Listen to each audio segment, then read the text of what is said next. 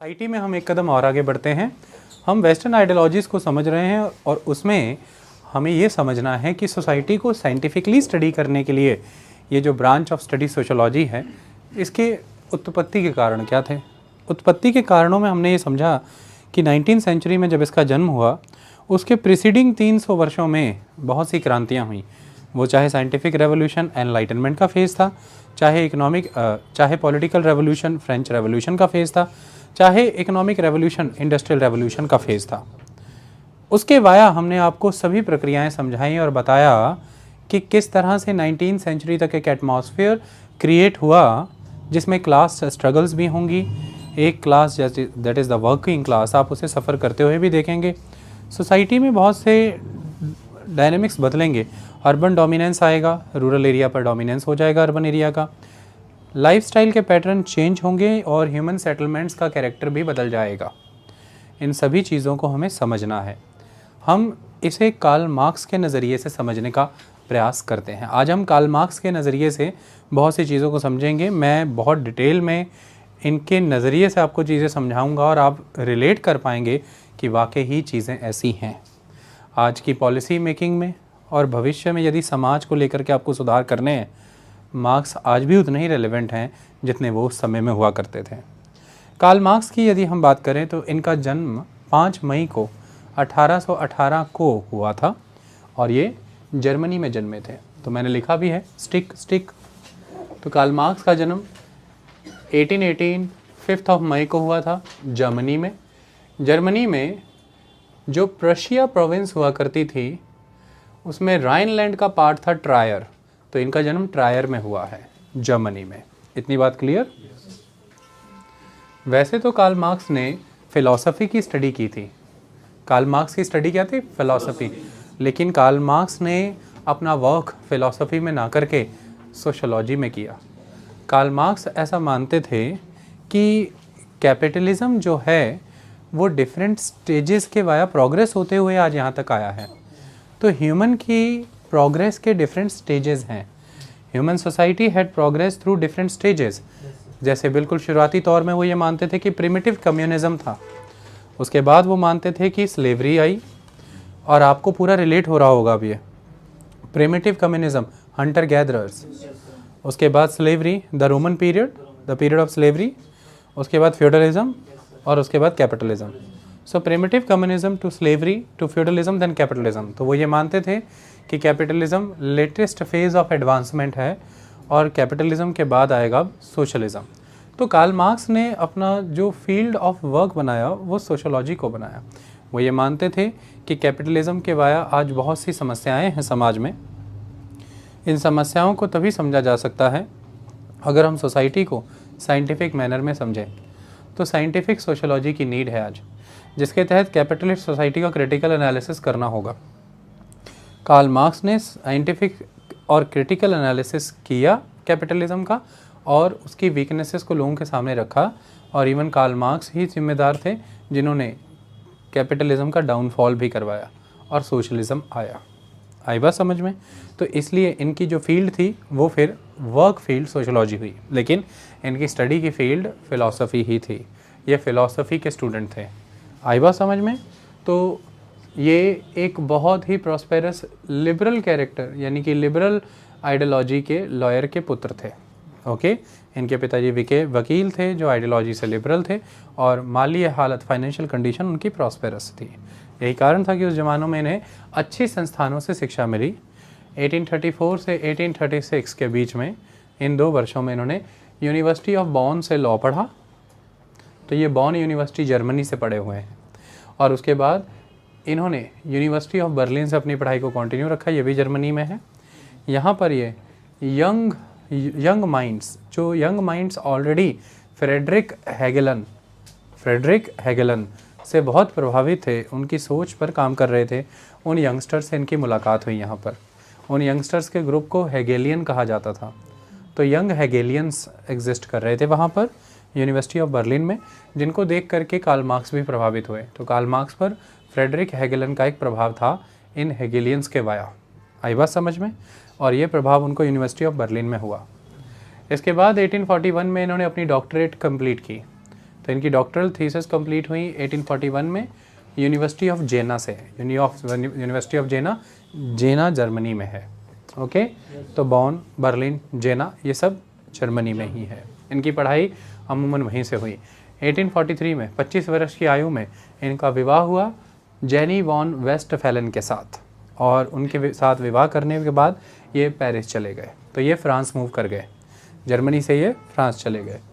1844 में ही France, Paris में ही जाने के 1 साल के बाद 1844 में ये फ्रेडरिक एंजल से मिले, और फ्रेडरिक एंजल से मिलने के बाद फ्रेडरिक एंजल इनके मृत्यु पर्यंत मित्र बने रहे। दोनों ने एक साथ मिलकर के बहुत से कार्य किए, ये बहुत महत्वपूर्ण है। 1847 में फ्रेडरिक एंजल और कार्ल मार्क्स को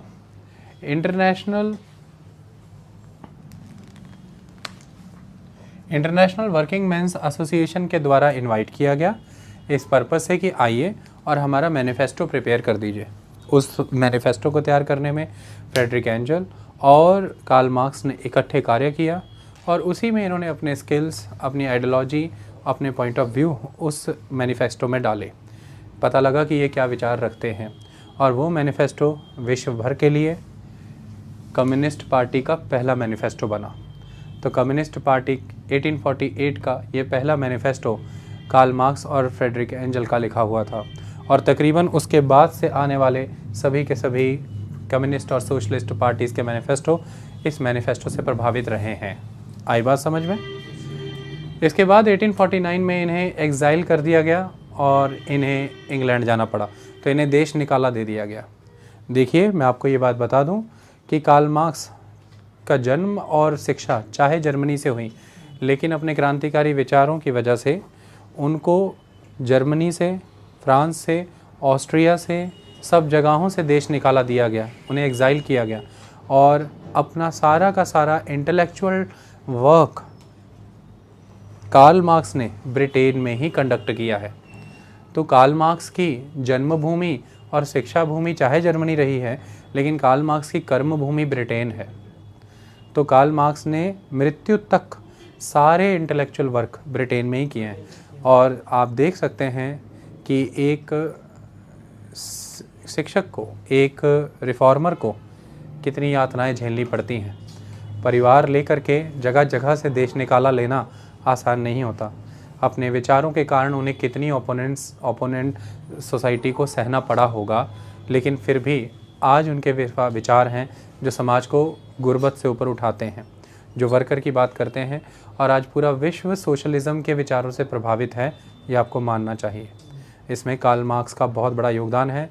आज किताबों से लेकर के समाज से होते हुए राजनीति तक, विचारों तक मार्क्सवादी सोच बहुत महत्वपूर्ण सोच रखती है। ओके, तो ऐसे में ये एग्जाइल किए गए और इन्होंने अपने इंग्लैंड में ही 1849 ऑनवर्ड अपना सारा इंटेलेक्चुअल वर्क परफॉर्म किया। 1852 में इन्होंने the 18th Brumaire of Louis Bonaparte लिखी, ये बहुत महत्वपूर्ण पुस्तक बनी। आज अगर आप कांग्रेस के या किसी भी अदर पार्टी के कुछ लीडर्स के इंटरव्यू सुनेंगे तो वो आपको अपनी लाइब्रेरी के आगे खड़े होकर के इंटरव्यू देते नज़र आएंगे। उस पीछे रखी लाइब्रेरी में जो किताबें शेल्फ पे नज़र आएंगी, उनमें एक सीरीज़ ऑफ बुक्स नज़र आएंगी जिनमें बड़ा बड़ा लिखा होगा कैपिटल। वो कैपिटल का पहला वॉल्यूम 1867 में कार्ल मार्क्स ने लिखा था। तो एक कैपिटल नाम की किताब कार्ल मार्क्स के द्वारा दी गई है। अभी थोड़े दिन पहले ही कांग्रेस के स्पोक्स पर्सन रणदीप सुरजेवाला की एक इमेज आई थी जिसमें वो अपनी बुक शेल्फ के सामने खड़े होकर के किसी फीमेल पार्टी वर्कर के साथ बात कर रहे थे, और पीछे आपको डेलिबरेटली रखी हुई सजा करके रखी गई किताबें नज़र आएंगी, जिसमें कैपिटल बड़ी मुख्य किताब थी। आप एक तैयारी में हैं और आपको पता होना चाहिए क्या संदेश दिया जा रहा है उस बुक से, कि समाजवाद के विषय में सोचा जाता है, सोशलिज्म के विषय में सोचा जाता है। कैपिटल बुक जो है वो कार्ल मार्क्स के द्वारा दी गई थी।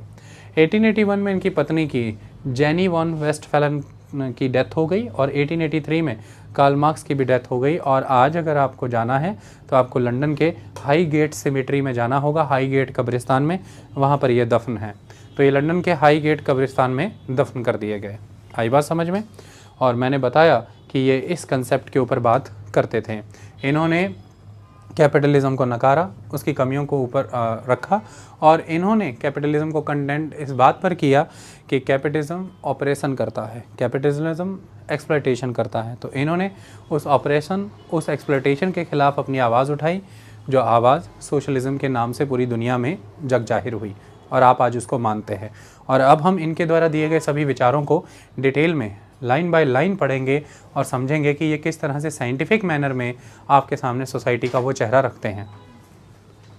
देखिए, कैपिटलिस्ट सोसाइटी को लेकर के कार्ल मार्क्स का क्या मानना था, साइंटिफिक मैनर में नज़रिया समझिएगा। कार्ल मार्क्स कहते थे कि capitalist society was marked by an ever intensifying process of alienation. Alienation, what do you mean by the alienation? कि मार्क्स का कहना था कि कैपिटलिस्ट अब तक का एक ऐसी प्रक्रिया थी जिसने समाज को पहले के किसी भी दौर से अधिक वंचित कर दिया बहुत सी चीज़ों से। क्या कर दिया? आपको वंचित कर दिया, एलिनेट कर दिया, वंचित कर देना आपको। ओके, किसी को नहीं समझ आई हो ये लाइन? आपको आपके स्कूल जाने के अधिकार से वंचित कर देना, तो आपको एलिनेट कर दिया आपके right to go to the school से।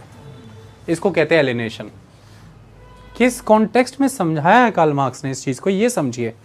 तो कार्ल मार्क्स कहते हैं कि capitalist society was marked by an ever intensifying process of alienation. This is very big line, यहीं से शुरुआत कर दें। कार्ल मार्क्स क्रिटिसिज्म यहीं पर बेस्ड है कि इतना एलिनेशन अब तक नहीं हुआ ह्यूमन का, ह्यूमन इतना वंचित नहीं रहा अब तक हर चीज़ को लेकर के। जैसे उन्होंने बताया कि ये process of alienation different level पर एग्जीक्यूट हुआ है, और हमें उन्हीं लेवल्स पे से समझना। जैसे फर्स्ट लेवल पर अगर आप देखें तो humans are more alienated from nature than ever before. I will explain you why. जब इंडस्ट्रियल रेवोल्यूशन नहीं आया था ब्रिटेन में 1760 से 1861 का ये जो फेज़ है, जो 1760 में बिगिन होकर के 1861 में पीक पे पहुंचा। 1861 the date of the industrial revolution. 1760 की इस फेज़ की शुरुआत लगभग 1740 में हो जाती है, जब हम एग्रीकल्चर में परिवर्तन लाते हैं। यूरोप का जो कंट्री साइड एरिया है, जो यूरोप के विलेजेस हैं, माहौल कैसा है वहाँ पर मनुष्य प्रकृति के साथ जी रहा है। मैन एंड एनवायरनमेंट का एक रिलेशन बना हुआ है, दैट नेचर। वो चरवाहा है, हर्डर है यानी कि पेस्टोरलिस्ट है। वो झील, बहते झरने, नदियाँ, घास के बड़े मैदान, वृक्ष, उनसे मिलने वाले फल, उनकी छाँव, पशु, मवेशी, जानवर, इनके बीच रहता है, जीता है। वो अपने खेतों में काम करता है। इस तरह से वो बदलते मौसमों के साथ, पक्षियों के साथ, प्रकृति के अलग अलग आयामों से जुड़ा हुआ है। जीवन उसका ऐसा ही है। आज भी अगर आप देखेंगे तो इंडिया में हिंदी या फिर कोई भी अदर लैंग्वेज या पंजाबी में सॉन्ग्स अगर आप देखेंगे तो अक्सर आपको इन चीज़ों से जुड़ाव महसूस कराया जाएगा कि पहले समय ऐसा होता था। अब वो माहौल नहीं रह गए, वो खेत नहीं रह गए, वो बाग बगीचे नहीं रह गए, वो बहार नहीं रह गई, वो चंबा नहीं रह गया, वो हिमालय नहीं रह गया। तो इसने मनुष्य को, इस कैपिटलिस्ट फेज में आप 16-16 घंटे एक अल्ट्रा टाइट स्पेस वाली फैक्ट्री में कंधे से कंधा जोड़ करके सांस ना ले पाने वाली परिस्थितियों में काम करते ही रहते हैं 16-16 घंटे। और उस फैक्ट्री से निकल करके आप ऐसे घरों में चले जाते हैं जिसमें कि जितने मेंबर एकोमोडेट करने की कैपेसिटी है उससे 3 गुना मेंबर उसमें रह रहे हैं। रात को केवल सोने से सुबह उठने तक का आपका वो जीवन जो मूर्छित बीत जाता है नींद में, और उठते हैं और काम पे चलते हैं। ये नज़ारा अगर आप देखना चाहते हैं तो जालंधर या लुधियाना में शाम को हाईवे से गुजरें या सुबह हाईवे से गुजरें, आपको रोड क्रॉस करते हुए फैक्ट्री में काम करने वाले वर्कर हाथ में टिफिन पकड़े नजर आ जाएंगे। पैंट पे कई तरह के, शर्ट पे कई तरह के दाग, वो कई जगह से फटी होंगी, और आप उनको केवल हाथ में डब्बा पकड़ के बस चलते देखेंगे, भागते देखेंगे। आप इमेजिन करिए, रात को शाम को 5-6 बजे छुट्टी करके 2-3 घंटे का ओवर टाइम लगा के रात को 7-8 बजे वो आ रहा है, कमरे पे जाके खुद खाना बनाना है, किसी भी तरह से बनाना है, सोना है, सुबह उठ के बना के फटाफट खाना है, डब्बे में डालना, ले आना है। फैक्ट्री से घर, घर से factory, there is no time to leisure, इसलिए वो जल्दी जल्दी गांव भागते हैं। वो प्रकृति, वो माहौल सब लॉस्ट। ये कुछ दिनों के लिए हो तो अलग बात है, लेकिन जब समाज अब हो ही ऐसा गया हो तो मार्क्स उसे याद करता है। तो कार्ल मार्क्स कहते हैं कि ये जो कैपिटलिस्ट सिस्टम है, इसने एक प्रोसेस ऑफ एलिनेशन को बिगिन किया है, और ये एलिनेशन एक चीज़ की नहीं हुई है, कई लेवल पर इसने कई चीज़ों को छीन लिया आपसे। ह्यूमन बीइंग को पहले तो एलिनेट कर दिया नेचर से, जैसा कि अब तक किसी प्रोसेस ने नहीं किया था उसको। So humans are more alienated from nature than ever before. आज आप देख लें, कंज्यूमरिज्म का एक जो फेज चल रहा है, आप फुली इलेक्ट्रिकल गैजेट्स में इन्वॉल्व हैं, इलेक्ट्रॉनिक्स में आप डे टू नाइट डूबे हैं, नहीं तो फिर गाड़ियों में। You have no time first, you have no mind second, you have no space or room, that is the third thing, to enjoy the nature, the leisure of nature. Even you have no worth for nature. क्या है अगर चिड़ियाँ हैं, बाग है, garden है, park है, क्या matter करता है? You will not at all enjoy that walk. That is the ultimate impact of the different version of capitalism, that is the consumerism. All the time they are feeding you with the informations in a different manner. Majorly they are advertisements, and you are all the time consuming them simply on the social media. That's it. There is nothing else. So इसी phase को marks उस समय में भी याद करता है, और ये कार्ल मार्क्स का विचार आज भी उतना ही रेलेवेंट है। ह्यूमन का स्ट्रॉन्ग एलिनेशन हुआ, और ये उस समय में कार्ल मार्क्स ने माना। सेकेंड लेवल पर कार्ल मार्क्स कहता है कि human beings are alienated from each other, एक दूसरे से एलिनेट हो गए। As capitalism individualises previously collective forms of social organisation. Capitalism ने पहले जो कलेक्टिव फॉर्म थे सोशल ऑर्गेनाइजेशन के, जब आप अपने पहले के जीवन की बात याद करते हैं, जब इंडस्ट्रियल रेवोल्यूशन नहीं आया था, तो क्या था? आप पेस्टोरलिस्ट थे तो कलेक्टिव थे, ग्रुप में थे। बंजारे थे तो ग्रुप में थे। आप फार्मिंग कर रहे थे तो फार्मर कंसोलिडेटेड थे, ग्रुप में थे। आप देखेंगे ग्रुपिज्म को अगर आप नोटिस करें तो ये एक ऑर्गेनिक ग्रुप होता है, जिसको हम विलेज की फॉर्म में देखते हैं। विलेज आर्टिफिशियली बसाए नहीं जा सकते। मैं आपसे कहता हूँ गांव बना के दिखाइए। आप सिटीज़ बना सकते हैं, हालांकि सिटीज़ भी बनाई हुई सिटीज़ चलती नहीं है, फिर भी सिटीज़ बनाई जा सकती हैं, पर मैं आपसे पूछता हूँ गांव बना के दिखाएं। इट इज़ नॉट पॉसिबल, क्योंकि वो कलेक्टिव सोशल ऑर्गेनाइजेशंस हैं जिनसे गांव उभर करके आए थे। वो जो कलेक्टिव एक्टिविटी थी, ऐसा नहीं है कि शहर इसके पहले नहीं थे।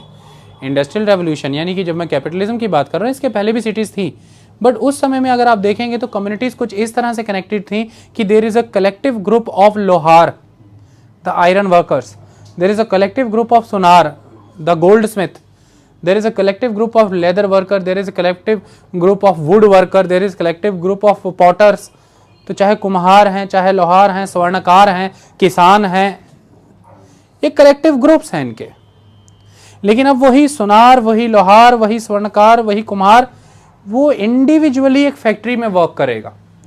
वो वर्कर है, वो लेबर है, उसे अकेले सुबह जॉब पे आना है और उसे अकेले शाम को जॉब से जाना है, क्योंकि कैपिटलिज्म ग्रुपिज्म को, यानी कि यूनियनिज्म को प्रेफर नहीं करता।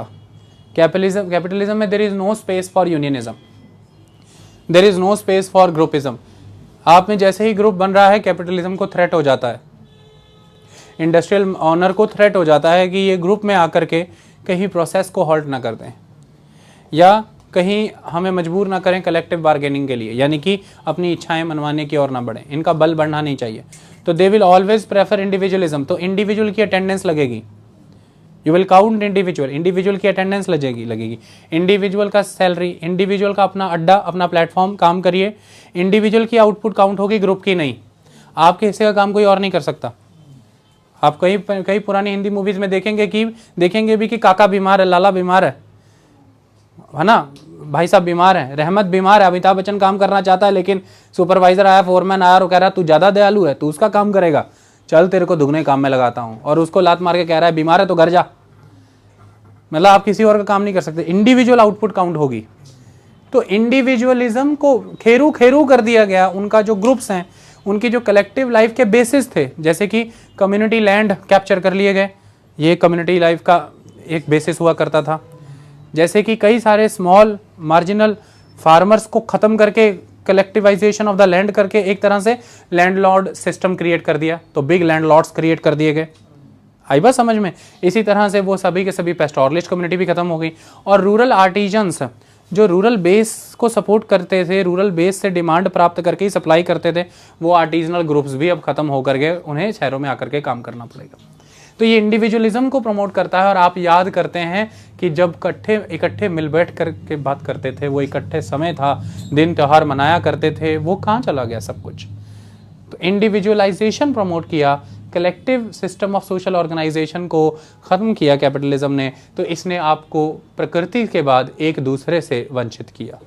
ओके, तो human beings are alienated from each other as capitalism individualises previously collective forms of social organization as relations get more and more market mediated.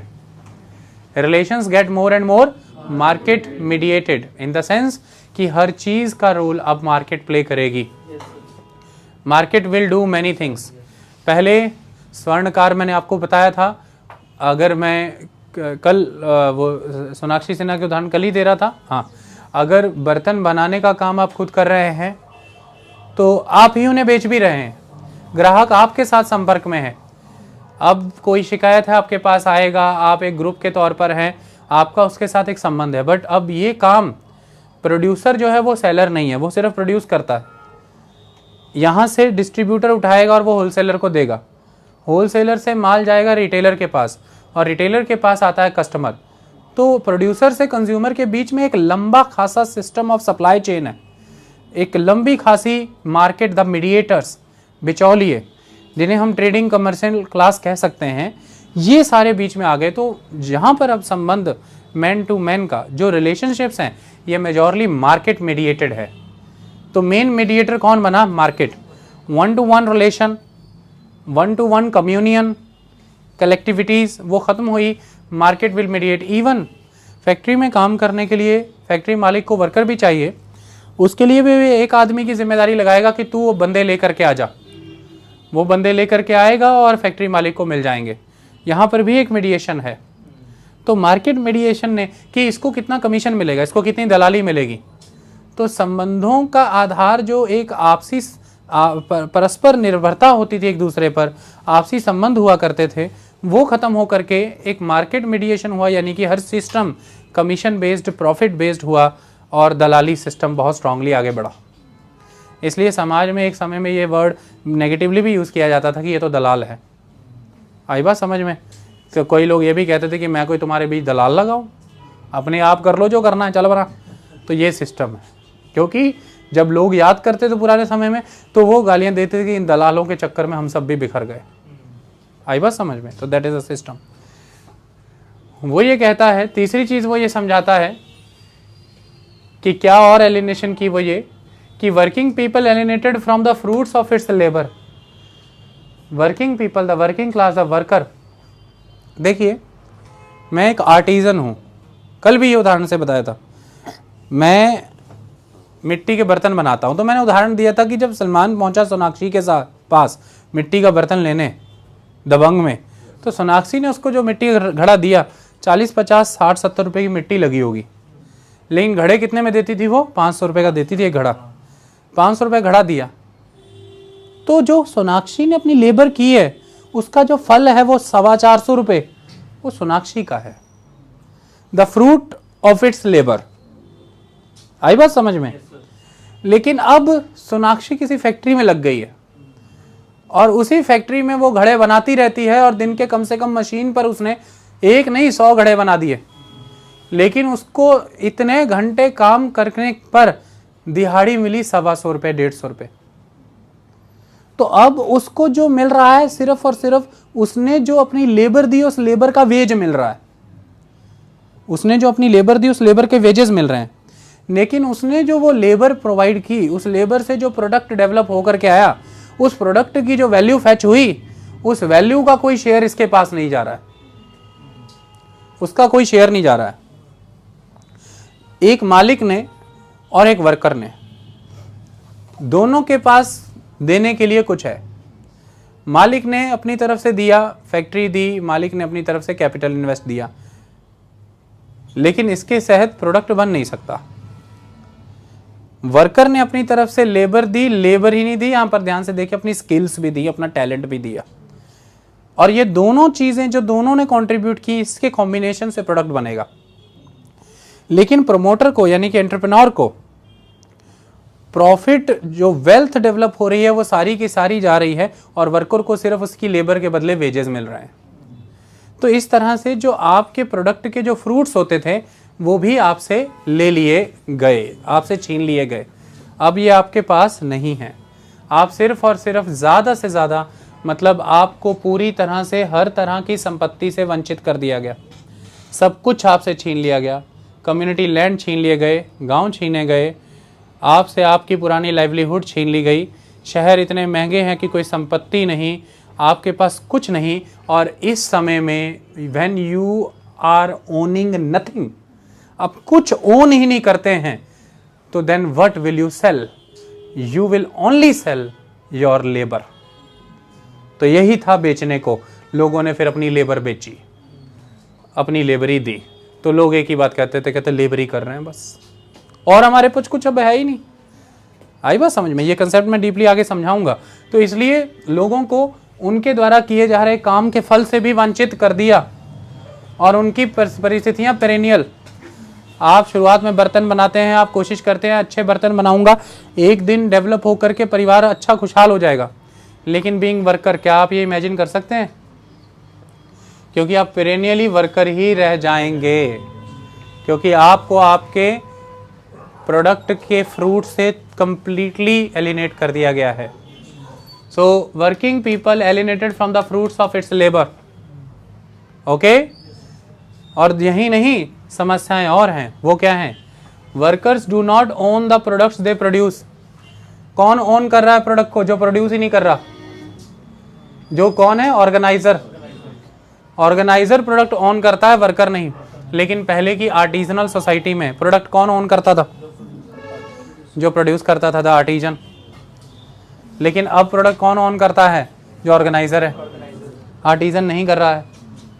Worker को क्या मिलेगा? सिर्फ वेज, दैट्स इट।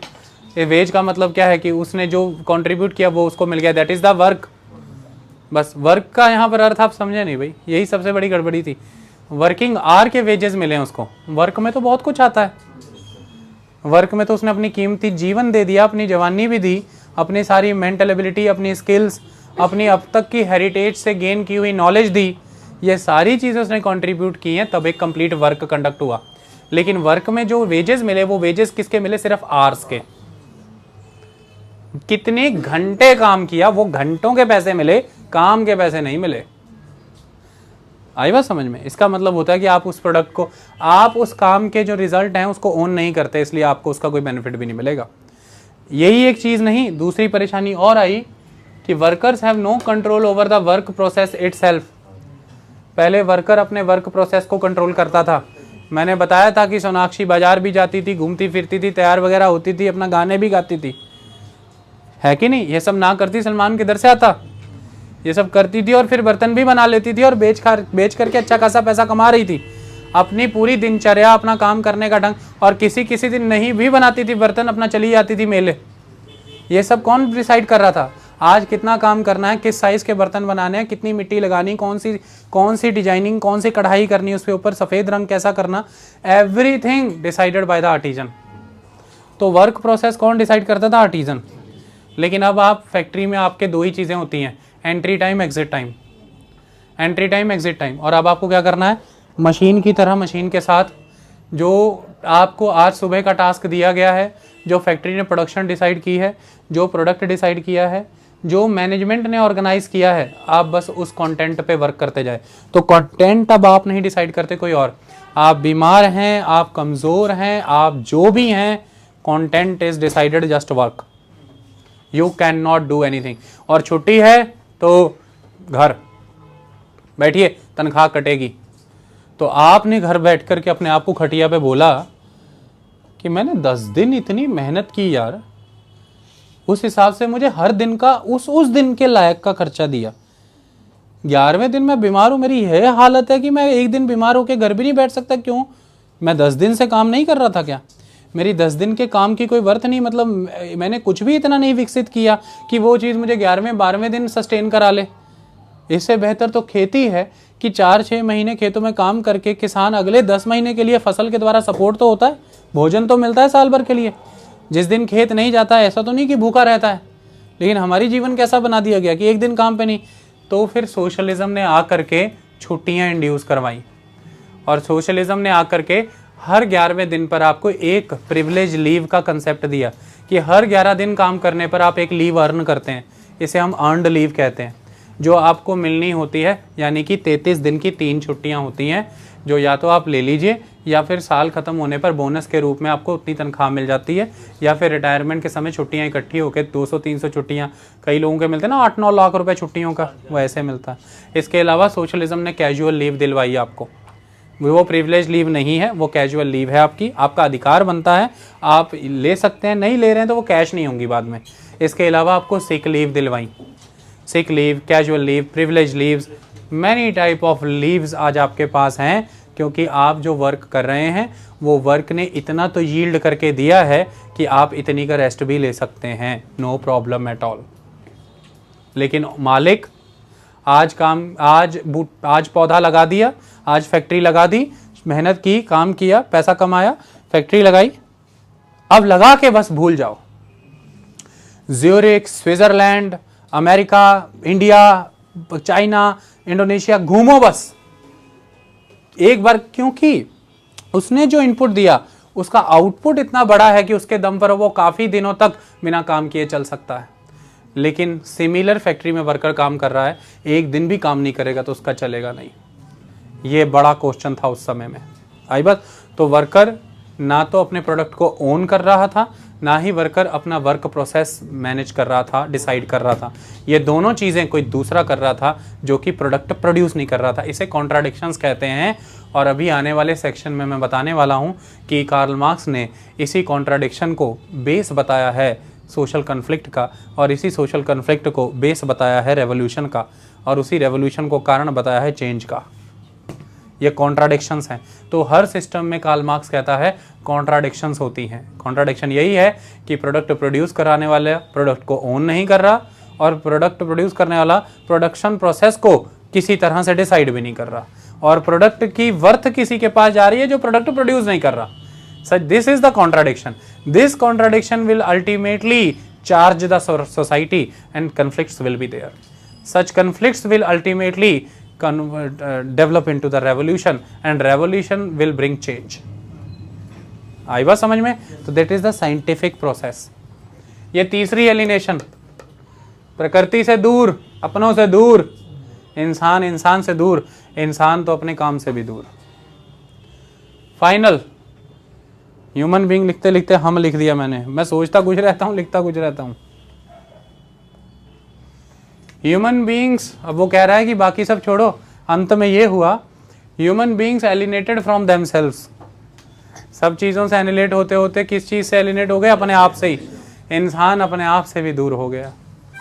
विचार ही नहीं किया, पिछले कई महीने बीत गए कि मैं कर क्या रहा हूँ, मेरी लाइफ क्या है, मैं हूँ कौन असल में, मेरे जीवन का उद्देश्य क्या है, मेरी एग्जिस्टेंस का रीज़न क्या है। आपको नहीं लगता ऐसे कैपिटलिज्म आज भी काम कर रहे हैं तेजी से? हमारे युवा जो विदेशों की ओर जा रहे हैं, प्रगति है, पैसा है, लेकिन टिका है जिस पे बैठ करके विचार हो कि असल में जीवन का महत्व क्या है, जीवन का उद्देश्य क्या है, हम कर क्या रहे हैं। आप देखना एक समय ऐसा आएगा कि इस पर भी बहुत सारे विचार आएंगे, तब विचार करना पड़ेगा। आई बात समझ में? सो दैट इज इम्पॉर्टेंट कि हो क्या रहा है, हम कर क्या रहे हैं। तो human being alienated from themselves, इसको इस तरह से समझाया है कि ह्यूमन अब अपने आप को तलाश रहा है इस नए सिस्टम में कि मैं कहाँ चला गया हूँ, क्योंकि ह्यूमन अब इस नए सिस्टम में दो चीज़ों को एक साथ देख रहा है। वो ये देख रहा है कि मैं पहले बाउंड था by the feudal lord, by the clergy, by the empire, bondage पहले ज़्यादा थी। तो ह्यूमन ये कह रहा है कि दिस इज़ ट्रू कि मैं आज फ्री तो हूँ, human were more free, but human ये देख रहा है कि but also more alienated. You were more free but more alienated. Imagine this situation in a contemporary context, you will feel similar aspects. You are more free but you are more alienated. So they were more free but more alienated and less in control of their lives. उनकी lives उनके control से total बाहर थी, उनके control में नहीं थी, कोई और डिसाइड कर रहा था। यह भी तो एक तरह का सर्वडम हो जाएगा एक समय में। मार्क्स बिलीव्ड कैपिटलिज्म वाज, अब आपके मन में ये विचार आता होगा कि इसका अर्थ ये है, ये सब चीज़ों के बाद, कि कार्ल मार्क्स ये मानता होगा कि कैपिटलिज्म नहीं चाहिए। कार्ल मार्क्स ने कैपिटलिज्म के ऑपरेशन पर, उसके द्वारा चलाए जा रहे अतिक्रमण और दमन पर बात की, उसके द्वारा किए जा रहे शोषण यानी कि एक्सप्लॉयटेशन पर बात की, ये सब चीज़ों पर बात की, इसे उजागर किया समाज के सामने, सरल तरीके से समाज को कड़ियाँ से कड़ियाँ जोड़ करके स्थापित किया कि मैं जो कह रहा हूँ वो वाजिब है, आप महसूस करके देखिए। समाज ने महसूस किया, लेकिन इसके साथ ही ये साइंटिफिक एनालिसिस है। तो यहीं पर कार्ल मार्क्स कहते हैं, वो ये मानते भी हैं कि कैपिटलिज्म नेसेसरी भी है। तो वो कहते हैं कि बहरहाल इसमें अतिक्रमण है, इसमें शोषण है, पर यह लाजमी है, ये ज़रूरी भी है। So Marx believed capitalism was a necessary, ध्यान से समझें, was a necessary and progressive stage. Human advancement, human progress stage by stage हुई ना। पहले क्या था? प्रिमिटिव कम्युनिज्म, फिर हम एंटर हुए स्लेवरी, फिर हम एंटर हुए फ्यूडलिज्म, और फिर हम आए हैं कैपिटलिज्म में, जो कि लेटेस्ट फेज़ है ह्यूमन एडवांसमेंट की, और फिर हो सकता है आगे रास्ता बने सोशलिज्म का। लेकिन मैं आपसे पूछता हूँ, सोशलिज्म में समानता है, सोशलिज्म इक्वलिटी की बात करता है, सोशलिज्म लगभग इक्वल डिस्ट्रीब्यूशन ऑफ वेल्थ की बात करता है। सोशलिज्म ये कहता है कि सोसाइटी एगैलिटेरियन होनी चाहिए, egalitarian society must be egalitarian my boy, okay. और सोसाइटी जब हम कहते हैं कि एगैलिटेरियन होनी चाहिए, का अर्थ ये है कि राष्ट्र जो है वो लोगों का हो, संसाधन लोगों के हों, और लोगों के द्वारा बनाई हुई सरकारें उन संसाधनों को ओन करें, और उन संसाधनों से विकसित होने वाला धन संपदा का लाभ राष्ट्र के सभी वासियों को मिले। राष्ट्र इस तरह से आगे बढ़े तो नेशनलाइजेशन को सपोर्ट किया जाता है, स्टेट कंट्रोल को, स्टेट ऑनरशिप को प्रमोट किया जाता है, गवर्नमेंट कंट्रोल्ड इंडस्ट्रीज़ को सपोर्ट किया जाता है। ये सब सोशलिज्म में होता है। तो इसी तरह से प्राइवेट प्रॉपर्टी के अधिकार उसमें नहीं माने जाते, इंडिविजुअल लैंड होल्डिंग को सपोर्ट नहीं किया जाता। बट मैं आज आपसे पूछता हूँ, सोशलिज्म जब समानता की बात करता है तो समानता कैसे आ सकती है? इसका एक कारण समझना होगा। दूसरा, सोशलिज्म जब कहता है कि राष्ट्र के संसाधन राष्ट्र के सभी वासियों के विकास में आने चाहिए, इस्तेमाल होने चाहिए, तो राष्ट्र के विकास की बात करता है, राष्ट्र के लोगों के विकास की बात करता है, तो गरीबी, भूखमरी, बेरोज़गारी को दूर करने की बात करता होगा। तो आज मैं आपसे पूछता हूँ, सोशलिज्म का दौर क्या कैपिटलिज्म से हुए बिना शुरू हो सकता था? आज मैं आपसे पूछता हूँ कि परिस्थिति क्या थी? परिस्थिति यह थी कि खेत थे और खेतों में खेती बाड़ी थी।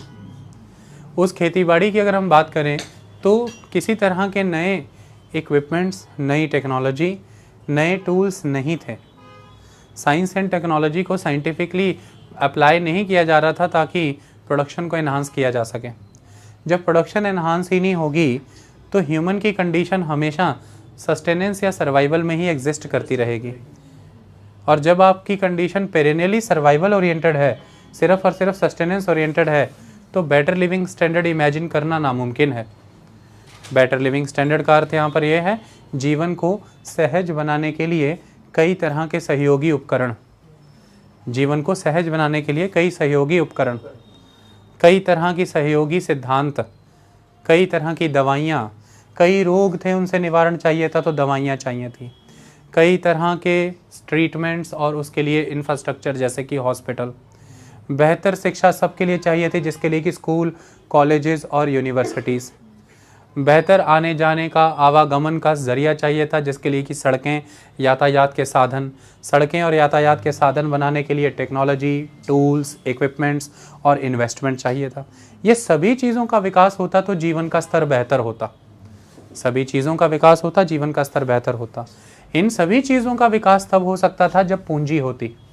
पूंजी का विकास करने के लिए ये अनिवार्य था कि हमें पैसे से पैसा बनाना आए, हमें पैसे से पैसा बनाना आए। पैसे से पैसा बनाना आना आएगा तो ही हम कैपिटल डेवलप करेंगे, और जब ये कैपिटल डेवलप होगा तो ही इन्वेस्टमेंट होगा, और जब इन्वेस्टमेंट होगा तो ही इंफ्रास्ट्रक्चर आएगा, तो ही स्कूल, कॉलेज, हॉस्पिटल, यूनिवर्सिटीज़ और आने जाने के साधन और गाड़ियाँ आएंगी। आज स्कूल, कॉलेज, यूनिवर्सिटी इस सड़क पर ही बहुत हैं, लेकिन एक ज़माना ऐसा था जब आप नालंदा के सिवा कुछ सुनते नहीं थे। एक ज़माना ऐसा भी था जब आप तक्षशिला के अलावा कुछ सुनते नहीं थे। ये बड़े लर्निंग सेंटर थे, अच्छी बात है, लेकिन मैं आपसे पूछता हूँ कितने के लोग तब शिक्षित थे? ठीक है, गुरुकुल सिस्टम होता था, कितनों को अवसर था उस गुरुकुल में जाने का? क्या सोसाइटी तब एगैलिटेरियन थी? मैं आपसे प्रश्न करता हूँ। आज स्टेट सपोर्टेड एजुकेशन है। मैं आपसे एक प्रश्न पूछता हूँ, इंडियन स्टेट में सुप्रीम कोर्ट का ये फैसला क्यों है? सुप्रीम कोर्ट ने ऐसा क्यों कहा और वो अर्जियों को बार बार क्यों नकारा जिसमें ये कहा गया है कि यूनिवर्सल हायर एजुकेशन भी कीजिए? हमारे देश में प्राइमरी एजुकेशन यूनिवर्सल है, हायर एजुकेशन यूनिवर्सल क्यों नहीं है पूजा? क्या नहीं? स्टेट के पास इस इंफ्रास्ट्रक्चर को सपोर्ट करने योग्य कैपेसिटी होनी ज़रूरी है। यही कारण है कि सुप्रीम कोर्ट कहता है कि सुविधाएं स्टेट को प्रोवाइड करनी है स्टेट की डेवलपमेंट के लिए। स्टेट ही कोलैप्स कर जाए, इस लेवल पर स्टेट को स्क्वीज़ नहीं किया जा सकता।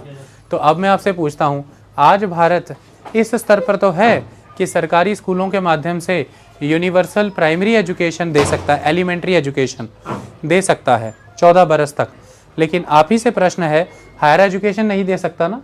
लेकिन यदि भारत और प्रगति करेगा और पूंजी का निर्माण होगा, सरकार के पास रेवेन्यू और बढ़ेगा, तो फिर हो सकता है कि कल को ऐसी भी परिस्थितियां उत्पन्न हो जाएं कि भारत सरकार उसी रेवेन्यू के आधार पर आपको यूनिवर्सल हायर एजुकेशन भी दे दे। लेकिन वो रेवेन्यू सरकार के पास बढ़ा, इसके लिए बेहतर रोजगार के साधन आपके हाथों में आने चाहिए। आप तक बेहतर रोजगार आए, इसके लिए बेहतर उद्योग धंधे लगने जरूरी हैं। बेहतर उद्योग धंधे, खेती बाड़ी हो, उसके लिए बेहतर निवेश आवश्यक है, और बेहतर निवेश के लिए पूंजी आनी जरूरी है।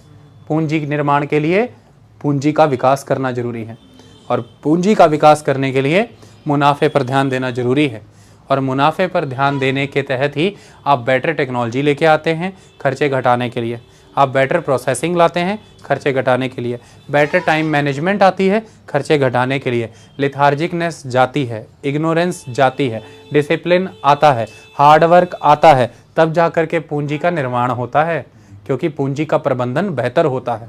तो एक स्तर पर कैपिटलिज्म तो अनिवार्य भी है, वरना अनंत समय से चला आ रहा यह गरीब समाज गरीबी से उबर कैसे पाता? आपने ग्रंथ और इतिहास किनका पढ़ा है?